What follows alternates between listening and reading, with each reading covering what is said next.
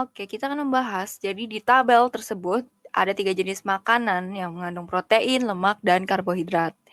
Lalu pertanyaannya adalah organ manakah yang dapat mencerna ketiga kandungan tersebut dan enzim yang berperan dalam pencernaan tersebut. Jadi, organ yang mencerna ketiga kandungan gizi tersebut biasanya adalah organ yang memang mencerna zat gizi kompleks tersebut. Nah, itu adalah usus halus. Karena di usus halus terdapat berbagai jenis enzim sehingga bisa mencerna kandungan kompleks tersebut. Jadi protein, lemak, dan karbohidrat ini dicerna ketiganya ini di usus halus. Nah, jadi usus halus ini adalah bagian pencernaan ya. Makanan ini akan diserap nutrisinya dengan bantuan enzim yang berasal dari 3 kelenjar. Yang pertama, di usus halus ini, kelenjar pertama ini akan menghasilkan sekresi ya, ketiga-tiganya. Yang pertama ini adalah hati. Hati ini akan menghasilkan cairan empedu, di mana kandungannya ini berfungsi untuk sebagai air, untuk pelarut, lalu membentuk mukosa atau lendir untuk melancarkan duodenum. Jadi semacam melancarkan duodenum ya untuk mencerna makanan tersebut. Lalu ada natrium karbonat yang berfungsi menetralkan asam dan memberhentikan kegiatan pepsin.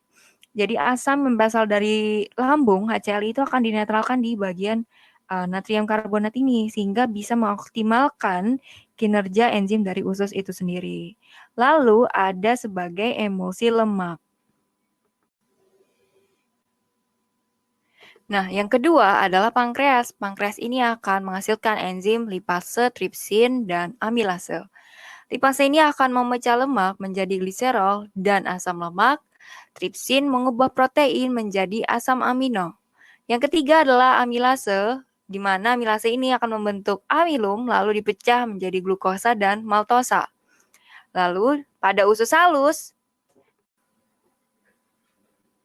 terdapat beberapa enzim yaitu sukrase, maltase, laktosa, peptidase, dan erepsin.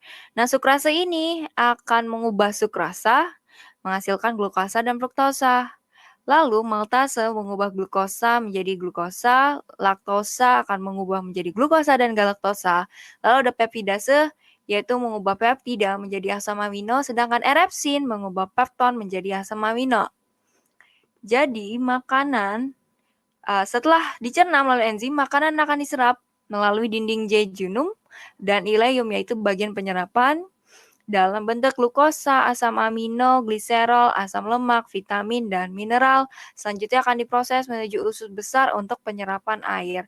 Jadi, organ yang berperan dapat mencerna ketiga kandungan makanan tersebut, yaitu protein, lemak, dan karbohidrat adalah organ usus halus.